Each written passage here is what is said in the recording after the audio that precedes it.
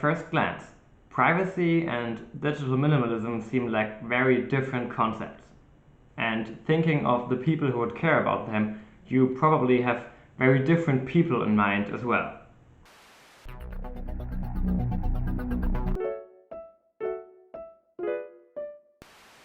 What I'm here to tell you is that if you care about digital minimalism, you should care about privacy as well.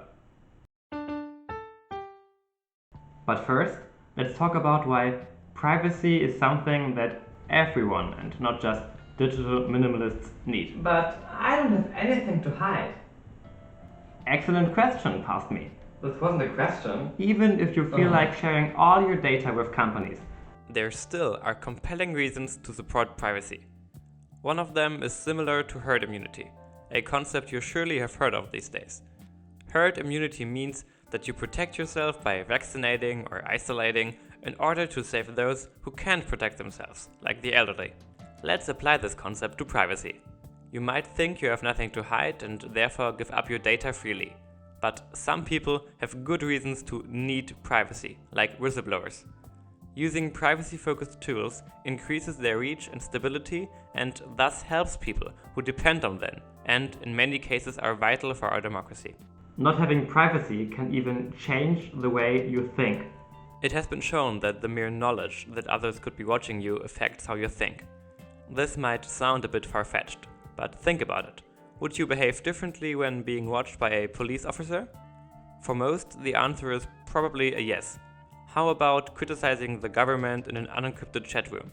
These influences aren't always conscious, but they are always there. Now, do you prefer to keep your own thoughts or them to be altered ever so slightly in a certain direction? Additionally, you can't really trust companies. They're not like people with morals, they're entities that are motivated by profit.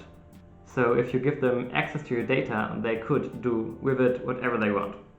And even if you don't care about any of the reasons I brought up, you could agree that data is power and that a very few companies have a lot of data and thus power.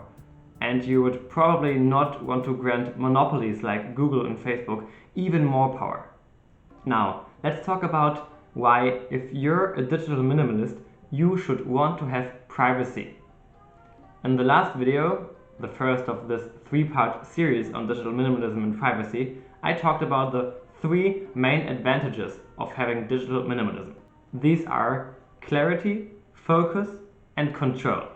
And each of these benefits of digital minimalism have arguments for privacy as well. First, let's talk about clarity. Services offered by Google and others appear to be very clear on the surface. They're well designed. But if you take a look at the backstage and how your data is handled and what is done with it, you don't have any transparency whatsoever. Things are hidden deep inside menus and you don't have a clear overview where your data is going to and what's done to it. So if you care about clarity, you should also care about data security. The second advantage is focus.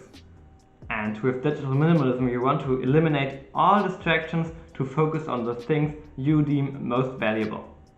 And what could be more distracting than a well-made personalized ad?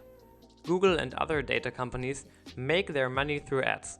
That means they make their money by understanding you as much as they can and then distracting you in the most efficient way possible. You're not going to do a Google search just to look at the ads, are you? Ads are designed distractions, which try to alter our behavior. So, if you want to focus on that which is most important, you should care about privacy. Lastly, let's talk about control. Digital minimalism is about having control over your own life. And I think this extends to having control over your data.